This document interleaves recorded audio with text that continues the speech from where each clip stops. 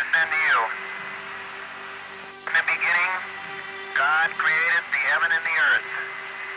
And the earth was without form and void, and darkness was upon the face of the deep. And the Spirit of God moved upon the face of the waters. And God said, "Let there be light." And there was light.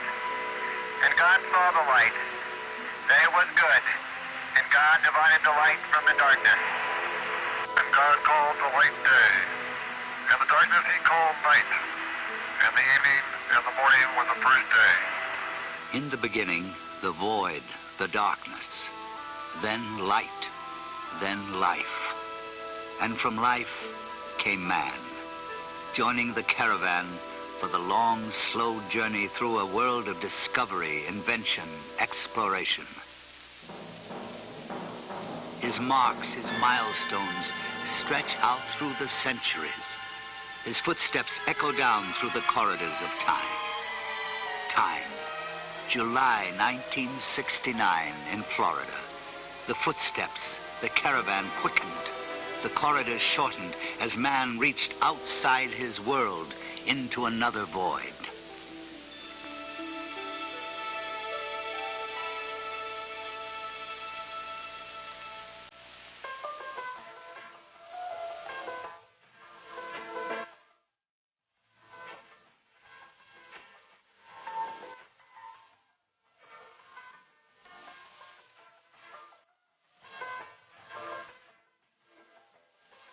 Today in Florida, they go about their lives, taking only a sideways glance at the reminders of that milestone.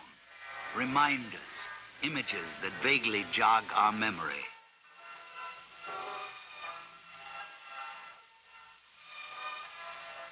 This is Apollo Saturn Launch Control, aiming toward a planned liftoff time of 32 minutes past the hour. The start of our launch window on this, the mission to land men on the moon. The countdown still proceeding very satisfactorily at this time. Time, it plays tricks on us. It smudges and blurs the sharp edges of reality. But we turn the trick and summon up our own reality, images, sounds, to help us remember. Batteries all look good. The next time we go internal will be at the 50-second mark with those batteries, and they will remain, of course, on internal power during the flight. The lunar module, which has been rather inactive during these latter phases of the count, also is going on internal power at this time on the 2 batteries in the ascent stage and the 4 batteries at the descent stage. They came 1 million of them to this place, drawn by the magnet of history in the making. The astronauts, the prime crew, were awakened at 4:15 a.m. Eastern Daylight and proceeded to have a physical examination in which they were declared flight ready. They sat down for the normal astronaut fare on launch day. As far as breakfast is concerned, orange juice, steak, scrambled eggs, toast, and coffee. The target for the Apollo 11 astronauts, the moon, at liftoff will be at a distance of 218,096 miles away. The astronauts departed from their crew quarters after checking out their suits. They departed from the crew quarters at 6:27 a.m. and some 27 minutes later, 8 miles away from the crew quarters at the Kennedy Space Center, atop the launch pad at Complex 39, 6:54 a.m., the commander, astronaut Neil Armstrong, was the first to board the spacecraft.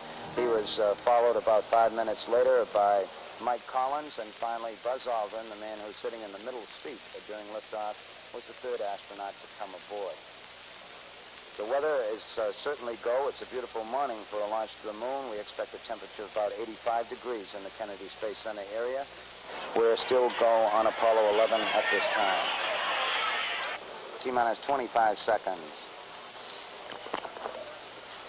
20 seconds and counting. T-minus 15 seconds. Guidance is internal. 12, 11, 10, 9. Ignition sequence starts. 6, 5, 4, 3, 2, 1, 0. All engine running. Liftoff. We have a liftoff. 32 minutes past the hour. Liftoff on Apollo 11. Tower cleared.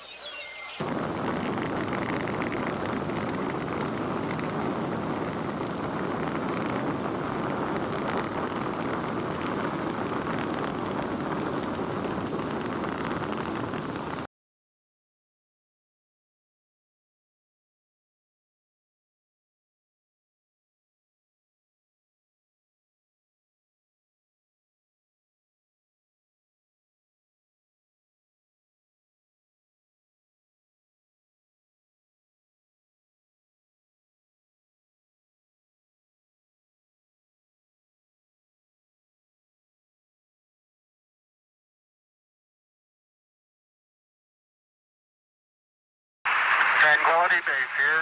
The Eagle has landed.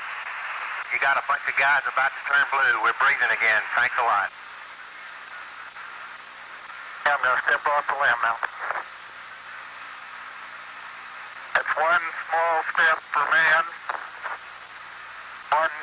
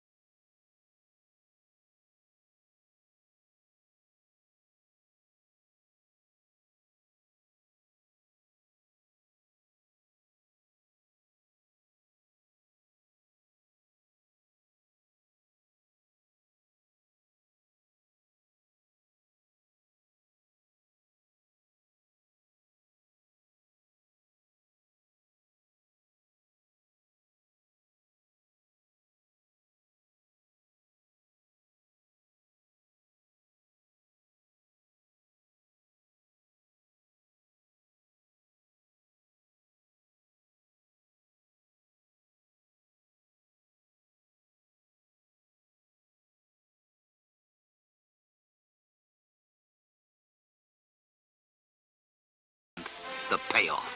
Then the celebrations.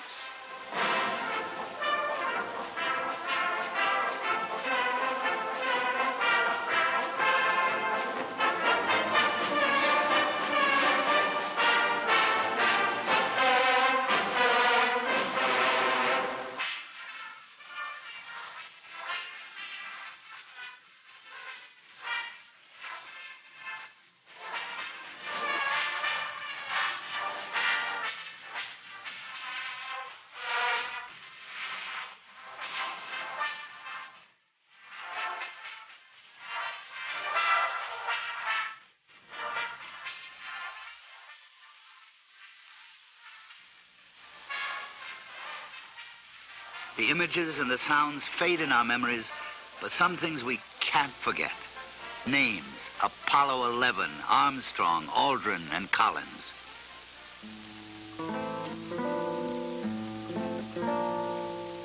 Other names: Grissom, White, and Chaffee. They remind us that it wasn't all success and celebration. There was failure and tragedy. Early in 1967, the three crawled into the command module at Cape Kennedy for a test. There was a flash fire. All three died. After the shock came the long, painful job of picking up the pieces, learning the lessons, coming together for a common goal. The remains of the launch structure stand as a reminder that the goal was reached.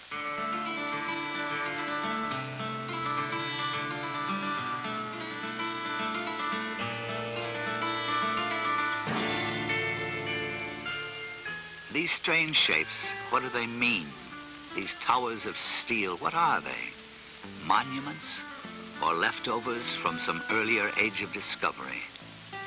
In the long history of man, in the slow journey of the caravan, what point do these mark? Historian Arthur Schlesinger.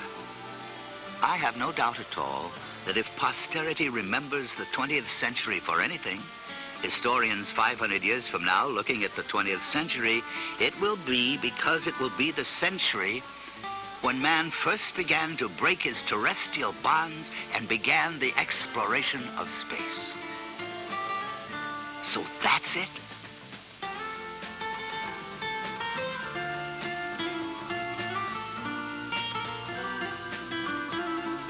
As man learned, moved on, and discarded the earlier structures, he came to these.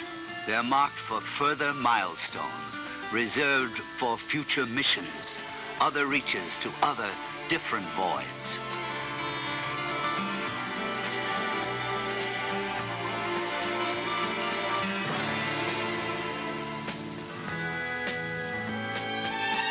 Historians 5 centuries from now will mark this century, this place, and they will further note that from the void, life, man, it took eons to reach this point. But once there, the centuries and years compressed into days, hours, split seconds of exploration.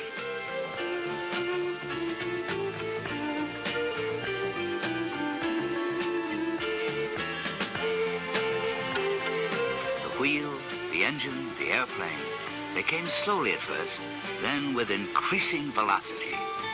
And then this, so huge, so powerful, so different that no ordinary modern name would suffice.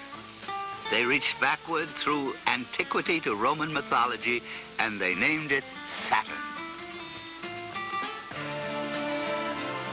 Saturn. His father was heaven, his mother earth.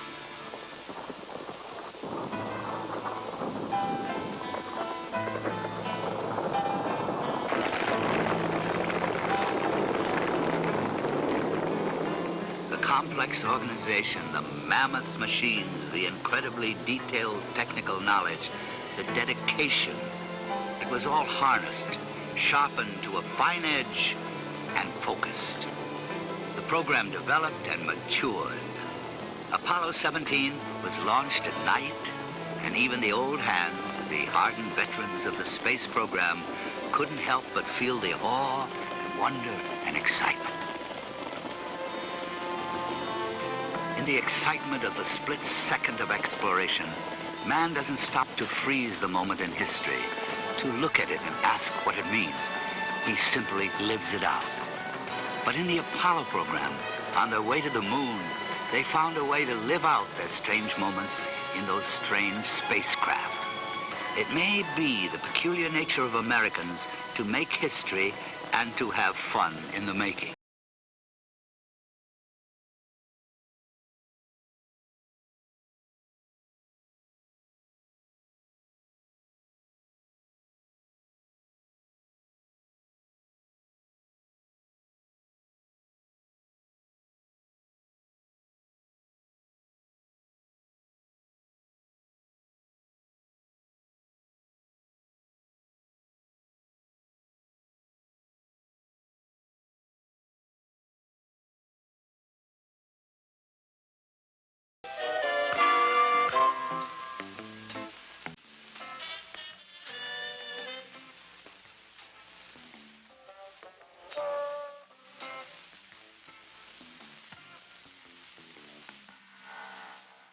They relaxed and had fun because we, were confident of success. But the program teaches lessons. Confidence is a transitory thing. Apollo 13. problem here. Can you say again, please? Houston, we've had a problem. Stand by, 13. We're looking at it. 3 days out, barreling toward the moon, an explosion. No one would see the problem for some time, but they went to work on it. The people of Apollo coalesced into a single dedicated unit, linked themselves with their technology, and cheated tragedy. A new chapter in space history was written in Mission Control. Eugene Kranz was the flight director when the problem developed. Throughout this entire next several days, there was one dominant thought in the minds of all of the flight controllers. We teach them that between God, country, and your own capability, that you can solve any problem that may occur in flight. Throughout the entire course of Apollo 13, there was never any doubt that we'd get the crew back. So there was a very positive approach, and with this kind of approach, you can solve just about any problem that comes up.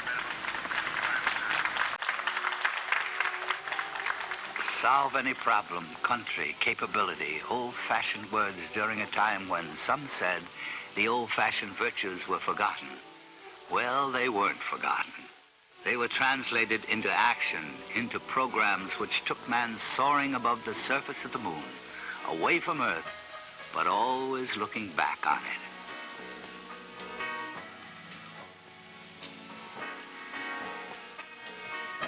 These divided thoughts, the moon, the Earth, run through the Apollo program a sort of theme. They went there flying in their graceful machines, but they always thought back to where they came from. Perhaps that's natural. The moon is a strange place for men to be flying to.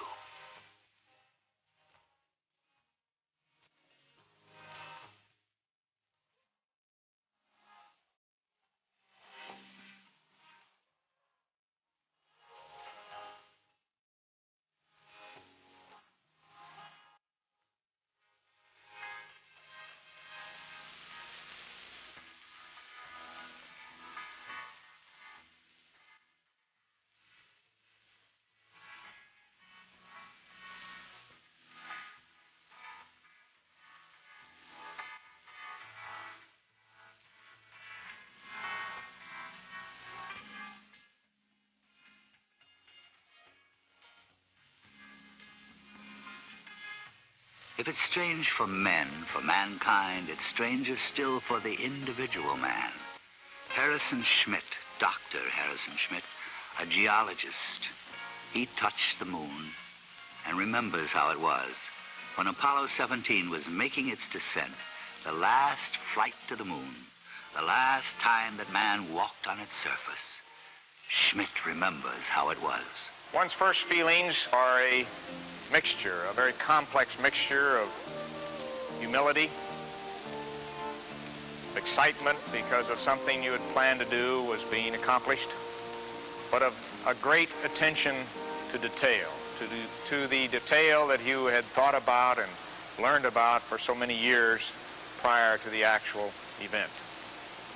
That detail keeps you occupied with where your hands are and where your feet are, which rung they might be. You try to remember, well, am I at the bottom of the rung? And then as one moves away and tests his way on the surface of the moon and looks around, and in my case, looked around a very magnificent valley, you see a rolling, hilly country that is interspersed with some blocky fields of rocks that you know because you've studied the photographs, and you saw them as you descended surround large craters that have been formed in that rolling countryside. These rolling dark hills merge in the distance a few kilometers away with the very smooth but very bright colored slopes of the massifs. And they rise with a majesty to rocky tops that are almost beyond description because there's nothing like it that we have seen on Earth.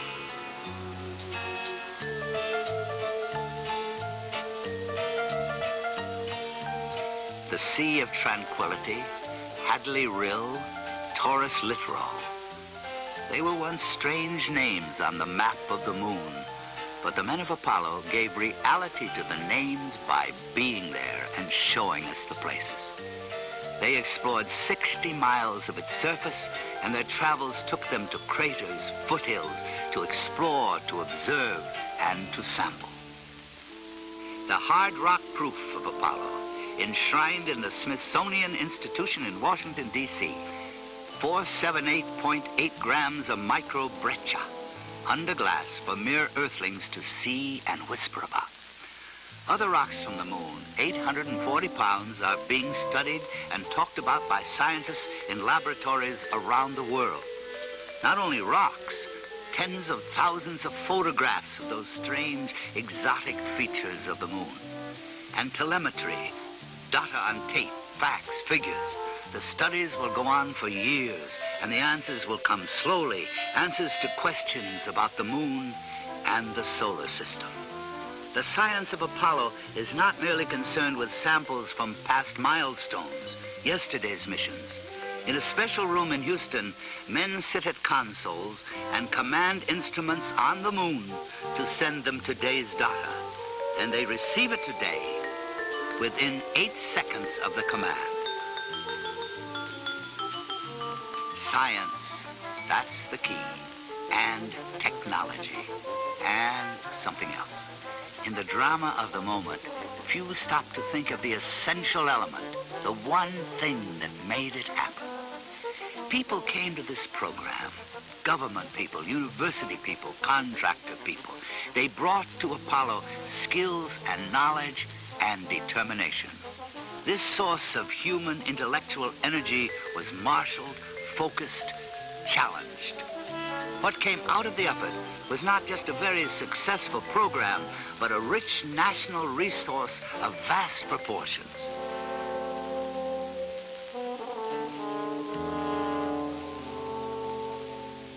Crystals from the moon, the symbols of the science of Apollo.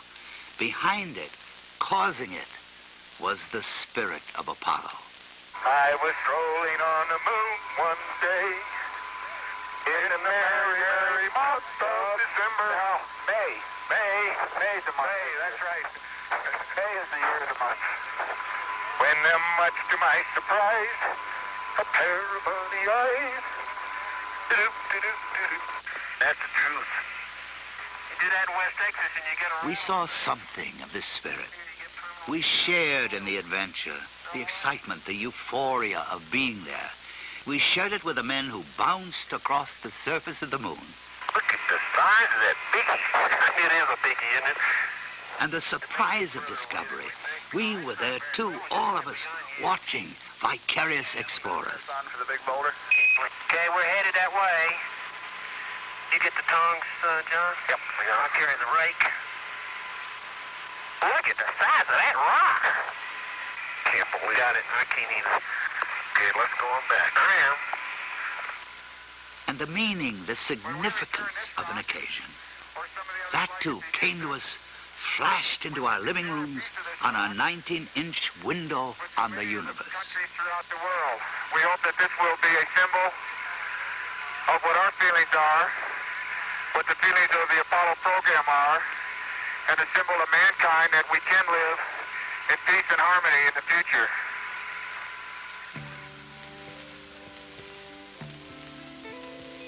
There was also pride. They put up the flag and then posed for pictures, as any visitor to a foreign place might do. The flag of each mission stood there as a reminder that we had been there, but there was the realization that in truth, it belonged to all the people. There are no boundaries on the moon.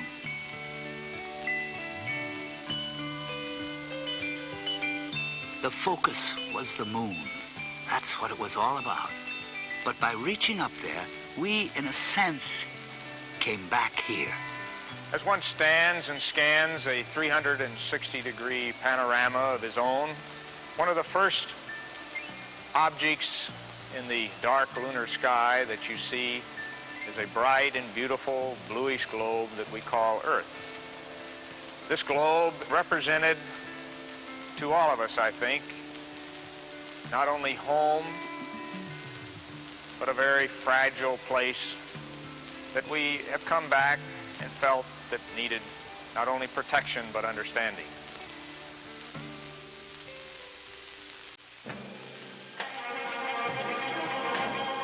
They first went there in 1969. They last left there in late 1972. Between the beginning and the conclusion, they came to feel, to dimly perceive what it was all about, to come to a perspective on the meaning of it all. Poet Archibald MacLeish has said it better than most. To see the earth as it truly is, small and blue and beautiful, in that eternal silence where it floats, is to see ourselves as riders on the earth together, brothers who know now they are truly brothers.